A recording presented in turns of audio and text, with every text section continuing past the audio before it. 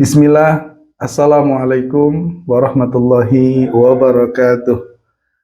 Alhamdulillahirabbil alamin wassalatu wassalamu ala nabiyyina Muhammadin wa ala alihi wa sahbihi ajma'in. Amma ba'd. Subhanaka la ilma lana illa ma 'allamtana innaka antal alimul hakim. Alhamdulillah, senang sekali ya, atas izin Allah, atas taufik dan karunia-Nya kita dipertemukan dalam pertemuan yang penuh dengan keberkahan ini. Amin. Dan kita memulai dengan harapan dan doa terbaik ya untuk meraih membangun kehidupan yang baik. Semoga Allah Subhanahu wa taala memberi kita semua kesehatan, kemudahan, kekuatan, keberkahan, kebahagiaan, kemuliaan, kesuksesan di dunia dan di akhirat. Amin ya rabbal alamin. Santri yang Allah rahmati dan saudaraku yang kami banggakan, insya Allah dalam pertemuan ini kita akan melanjutkan pembahasan kita tentang membersihkan hati. Pada pertemuan yang lalu kita telah membahas niat, dan kami berharap ya santri memahami ya, benar-benar memahami apa itu niat. Niat adalah tujuan ibadah. Ya. Tujuannya apa? Tujuannya apa? Dan selalu yang namanya tujuan pasti di awal. Niat itu di awal. Dan niat itu tempatnya di hati. Niat itu tempatnya di hati. Ya, dia tidak perlu atau tidak harus diucapkan karena Nabi tidak ada riwayat Nabi mengucapkan niat ya. Tapi bahwa niat itu ada tempatnya di hati. Ya, niat itu tempatnya di hati. Dan niat adalah tujuan. Tujuan sholat apa? Tujuan saya sholat apa? Tujuannya Allah. Tujuan saya menghafal Quran apa? Tujuannya ridha Allah. Ya, tujuan saya belajar apa? Meraih rahmat Allah. Tujuannya Allah. Ya, itulah niat yang benar. Niat yang benar sering disebut dengan ikhlas. Ya, niat yang benar sering disebut dengan ikhlas. Ya, mari kita pahami bersama-sama. Kita juga harus tahu tentang ikhlas. Kita sering mendengar ikhlas. Niat yang benar, niat yang lurus sering disebut dengan ikhlas. Ikhlas, apa itu ikhlas? Secara bahasa berasal dari kata khalaso. Khalaso yang artinya murni.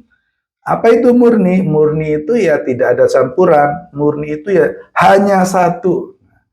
Jadi niat yang ikhlas itu ya niat yang tujuannya hanya satu, yaitu Allah Subhanahu wa taala. Jadi ikhlas dong. Jadilah orang yang ikhlas. Maksudnya apa? Jadilah orang yang tujuannya adalah hanya satu, yaitu Allah Subhanahu wa taala.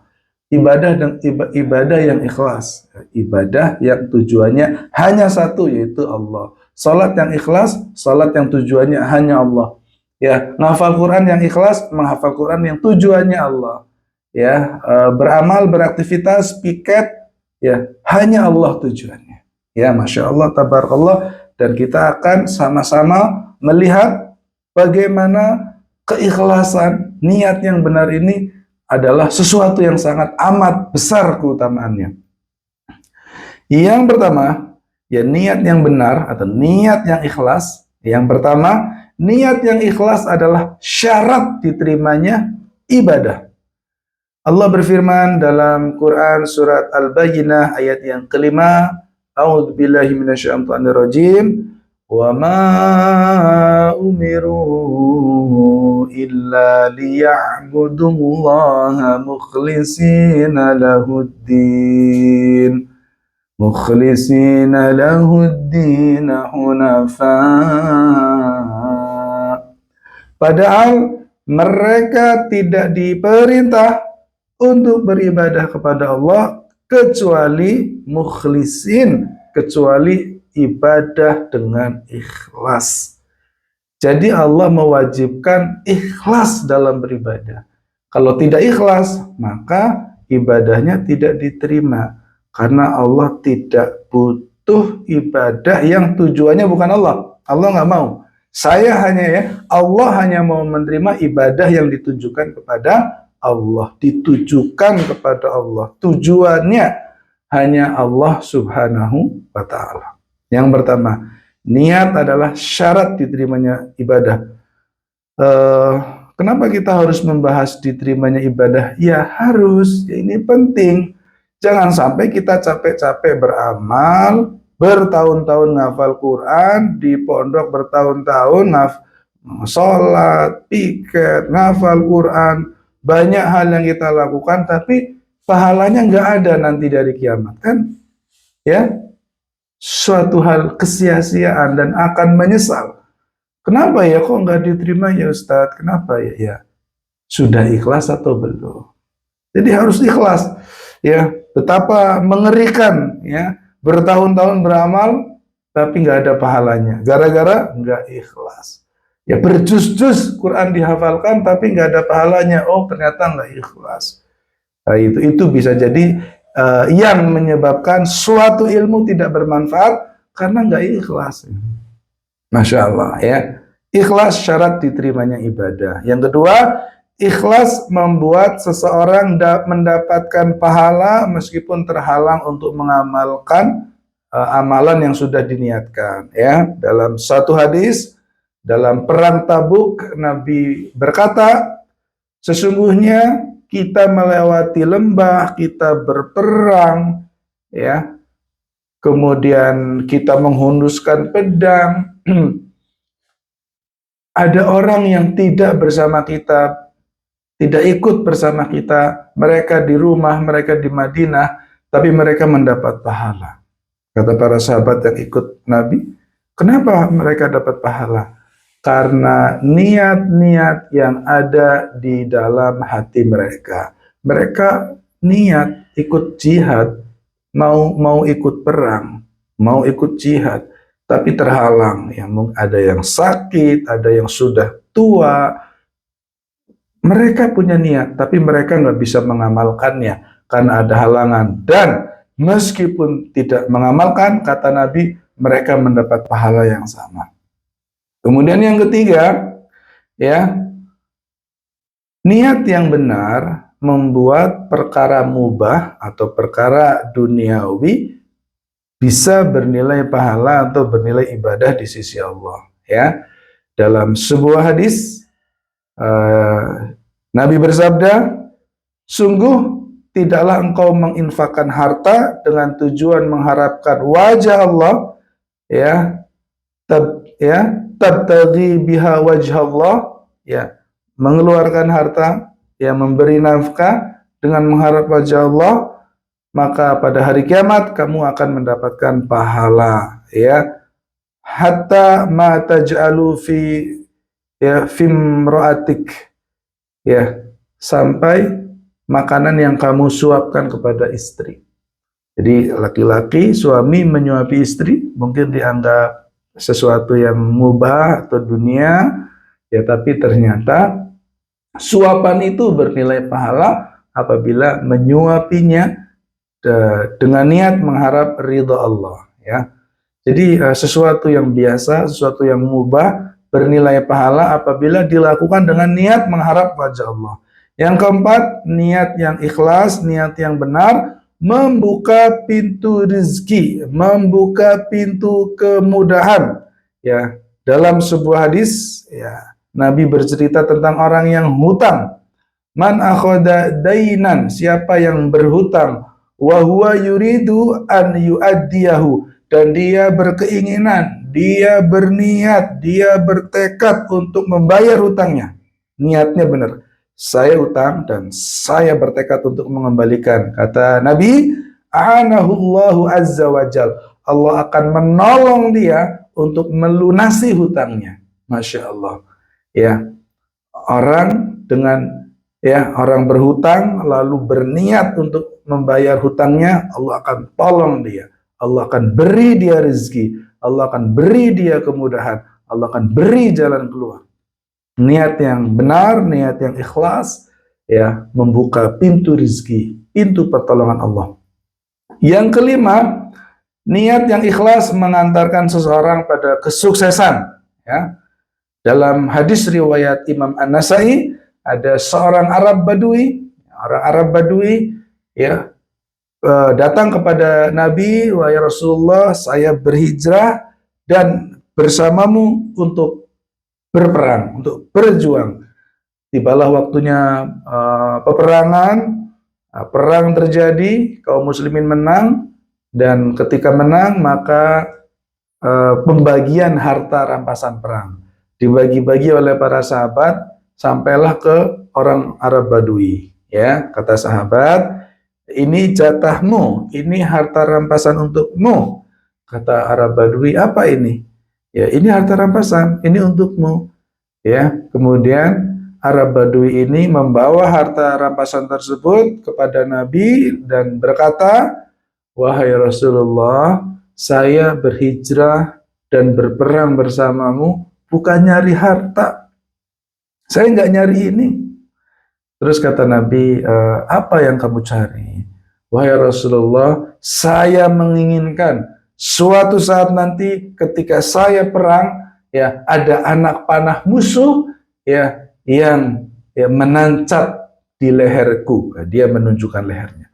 Dan saya ingin mati sebagai seorang syahid, mati syahid. Saya mau mati syahid, dan dengan itu saya akan dimasukkan ke dalam surga. Masya Allah. Ternyata niat dia berhijrah dan berperang bersama Nabi adalah untuk, ya, memperoleh surga dengan mati syahid. Masya Allah, tabarakallah. Kata Nabi, jika kau benar, jika niatmu benar, jika niatmu jujur, Allah akan mengantarkanmu pada tujuan muliamu. Ya, maka terjadilah kembali peperangan. Ya, Nabi dan pasukan berperang melawan musuh, dan apa yang terjadi? Ya, perang usai dan Nabi mengecek para sahabat, para pasukan yang meninggal, dan ternyata salah satu yang meninggal, ya, ada seorang laki-laki yang lehernya tertancap anak panah. Lalu Nabi bertanya kepada sahabat, ini siapa? Ini Arab Badui yang kemarin, ya Rasulullah, yang menolak harta rampasan. Masya Allah, kata Nabi, orang ini telah jujur dalam berniat, telah benar dalam berniat, dan Allah mewujudkan niat mulianya. Masya Allah, tabarakallah. Para santri, ini adalah sebuah hadis yang sangat agung, bahwa keikhlasan mengantarkan kita pada cita-cita yang mulia. Keikhlasan mengantarkan kita pada cita-cita yang mulia. Ya, kalau kita, ya, datang ke pondok dengan niat ikhlas, ya Allah, saya mau mencari ridhamu, ya Allah, mencari pahalamu, ya Allah, saya mau jadi orang sukses untuk bisa meraih keridhaanmu, membahagiakan orang tuaku, ya, untuk, ya, beramal, saya mau jadi orang sukses, saya mau jadi orang kaya, saya ingin, ya, beramal soleh meraih ridhamu. Kalau niat kita jujur, Allah akan bantu kita. Ya. Kemudian yang keenam, niat yang ikhlas mengantarkan seorang hamba pada perjumpaan dengan Allah. Ini luar biasa sekali, ya. Perjumpaan dengan Allah, perjumpaan di surga, ya, melihat wajah Allah. Nikmat teragung terbesar di surga bukan bidadari, bukan minuman, bukan makanan, bukan istana. Nikmat teragung adalah seorang hamba melihat wajah Rob yang menciptakannya, yaitu Allah Subhanahu wa Ta'ala. Dan siapa yang mau berjumpa dengan Allah, dia harus ikhlas. Allah berfirman dalam Quran surat Al-Kahfi ayat 110, فَمَنْ كَانَ يَرْجُو لِقَاءَ رَبِّهِ فَلْيَعْمَلْ عَمَلًا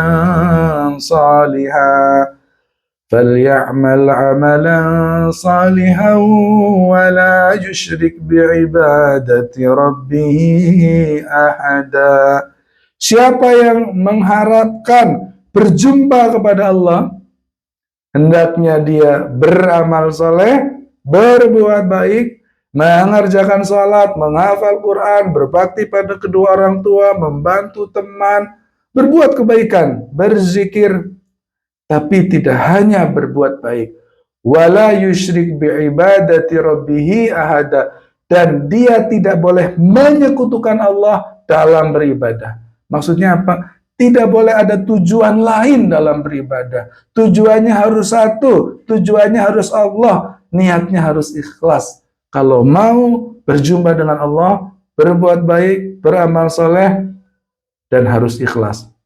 Yang ketujuh, ya, niat yang ikhlas menjadikan sebuah amal ya menjadi jalan keluar ya saat menghadapi kesulitan.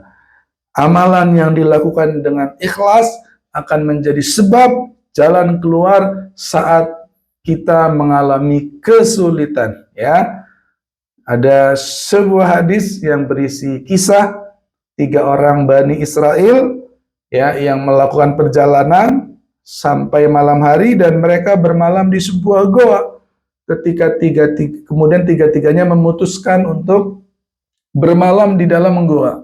Ketika masuk ke dalam goa, tiba-tiba jatuh batu besar yang menutupi pintu goa dan mereka tidak bisa keluar dari goa. Maka salah satu di antara mereka berkata, batu ini tidak akan bergeser, kita tidak akan bisa keluar kecuali kita berdoa dengan amal terbaik kita. Maka orang yang pertama berdoa dengan birrul walidain. Dia pernah berbakti kepada orang tuanya. Orang yang kedua berdoa dia pernah meninggalkan zina padahal perempuannya sudah ada. Yang ketiga beramal dengan amanah. Ya, dia memutar gaji karyawannya yang pergi, kemudian uang gaji yang diputar tersebut ya digunakan beli binatang. Ternyata maju peternakannya begitu banyak. Ketika karyawannya kembali, maka diberikan semua peternakan yang ada, ya, Masya Allah.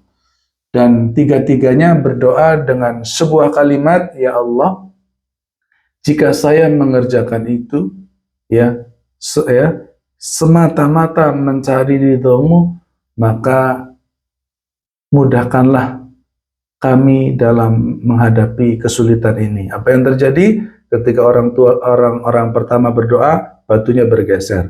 Orang kedua berdoa, batunya bergeser. Orang ketiga berdoa, batunya bergeser, dan mereka semua keluar dari gua yang tertutup batu yang akhirnya bergeser atas doa-doa dari amal-amal yang ikhlas. Amal yang ikhlas akan menjadi sebab wasilah datangnya pertolongan Allah Subhanahu wa Ta'ala suatu hari nanti seseorang mengalami kesulitan. Maka para santri, ya, beramallah dengan ikhlas. Sekarang masih muda, ya, menghafal Quran yang ikhlas, zikir yang ikhlas, ibadah yang ikhlas, sholat yang ikhlas, membantu yang ikhlas, piket yang ikhlas, ya,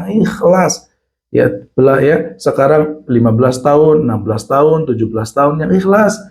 Tidak tahu suatu hari nanti di usia 20-an ya ada kesulitan untuk kuliah, ada kesulitan ngurus berkas, Allah akan berikan kemudahan. Ya, mungkin ada kesulitan dalam mencari kerja, nanti Allah akan mudahkan. Ya, karena apa? Karena kita pernah beramal dengan amalan yang ikhlas. Maka amalan yang ikhlas itu bisa kita sebut sebagai tabungan kebaikan.